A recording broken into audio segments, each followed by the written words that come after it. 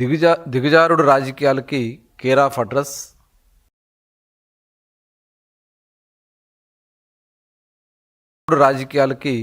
Of address YSR party.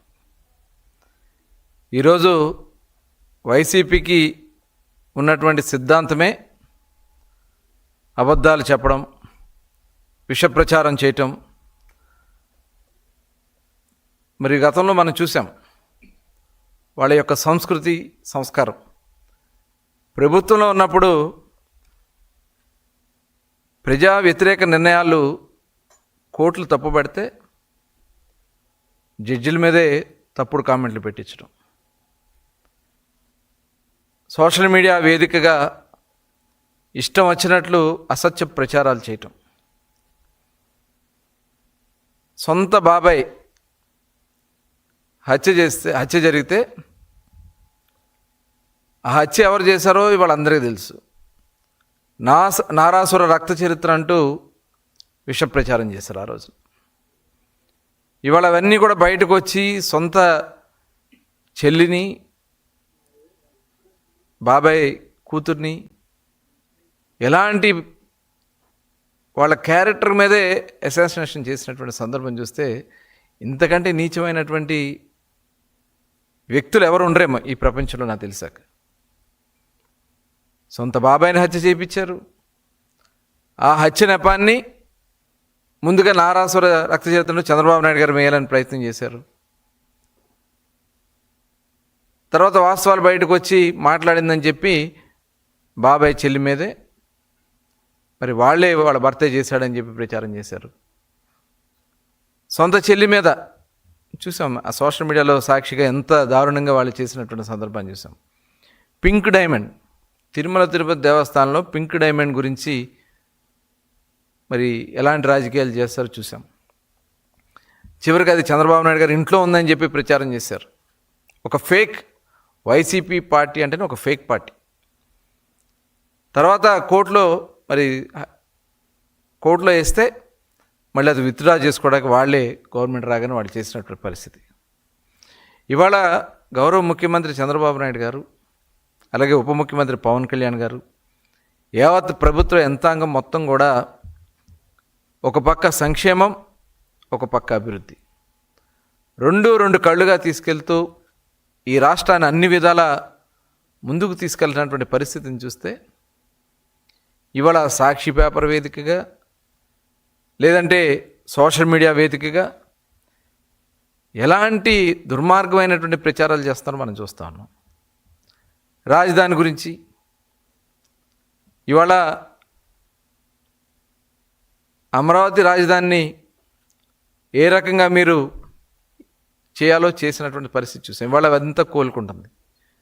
అలాగే విశాఖపట్నం పెట్టుబడులు పెట్టి విశాఖపట్నాన్ని అభివృద్ధి మీద అక్కడ మీరు నీచమైనటువంటి ప్రచారాలు చేయటం.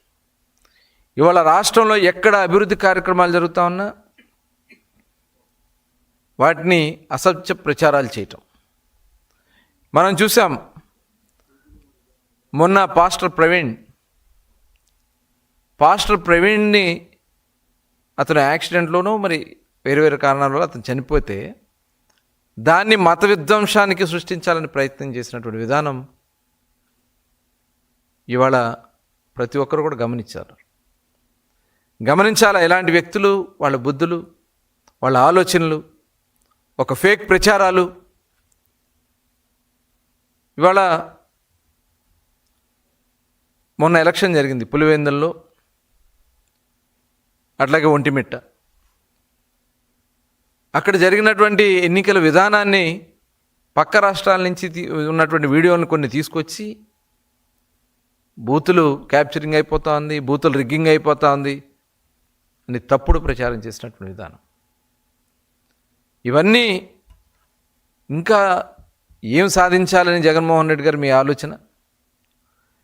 ఇవాళ చూసాం తిరుపతి గోశాలలో అక్కడ ఆవులు చనిపోయాయని, లేదంటే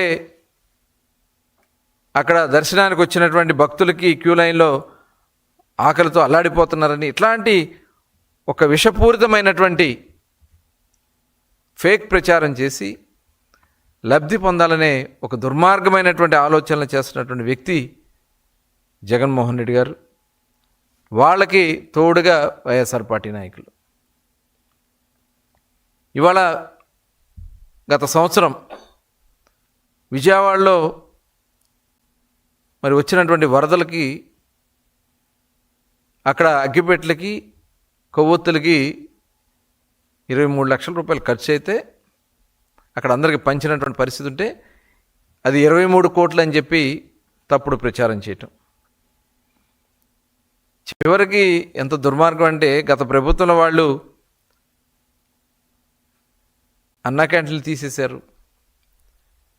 ఇవాళ అన్నా క్యాంటీన్లు నడిపిస్తూ ఉంటే అన్నా క్యాంటీన్ల మీద కూడా ఒక ఫేక్ ప్రచారం చేయాలని చేస్తున్నటువంటి విధానం. ఇంకా ఇంతకంటే దుర్మార్గమైనటువంటి కార్యక్రమాలు ఇంకేముండవు. ఇవాళ రాష్ట్రాన్ని కష్టాలు ఇబ్బందులు,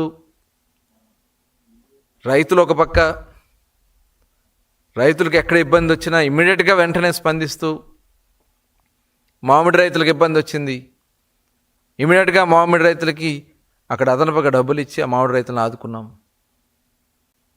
అట్లాగే పొగాకుకు సంబంధించి ఇబ్బంది వచ్చింది, మరి ఆ పొగాకునంతా కూడా కొనుగోలు చేసినటువంటి విధానం. ఇవాళ యూరియా చిన్న చిన్న ఇబ్బందులు ఉన్నాయి, ఇవాళ పూర్తిగా స్టాక్స్ పెట్టాం. గౌరవ ముఖ్యమంత్రి చంద్రబాబు నాయుడు గారి కృషితో కేంద్ర ప్రభుత్వం నుంచి కానీ మరి ఇవాళ పెద్ద ఎత్తున ఎరువులు తీసుకొచ్చి ప్రజలకు అందించాం. దాన్ని కూడా ఒక ఫేక్ ప్రచారానికి మీరు చేసినటువంటి తప్పిదాలు, ఇవన్నీ చాలా తప్పిదాలు ఉన్నాయి, అవన్నీ కూడా ఇవాళ ఈ రకమైనటువంటి పరిస్థితులు వచ్చినాయి. ఇన్ని ఒక పక్క సంక్షేమ కార్యక్రమాల్లో అన్నా క్యాంటీన్లు కానీ, పెన్షన్లు కానీ, గ్యాస్ సిలిండర్లు కానీ, ఈరోజు తల్లికి వందనం కానీ, ఏదైతే ఇవాళ శ్రీశక్తి కింద ఉచిత బస్సు ప్రయాణం కానీ, ఇవన్నీ కూడా ప్రజలు చాలా చాలా అద్భుతంగా ఆదరిస్తూ ఉన్నారు. అన్నదాత సుఖీభవ, ఇవాళ అందరూ కూడా చాలా హ్యాపీగా ఉన్నారు. హ్యాపీగా లేని వ్యక్తి ఎవరు ఉన్నారంటే అది ఒక్క జగన్మోహన్ రెడ్డి గారు. ఈ రాష్ట్రంలో అందరూ పాడైపోవాలా, అందరూ నాశనం అయిపోవాలని కోరుకునే వ్యక్తి జగన్మోహన్ రెడ్డి. మీ వైఖరిలో ఎటువంటి మార్పు కనబడతలేదు.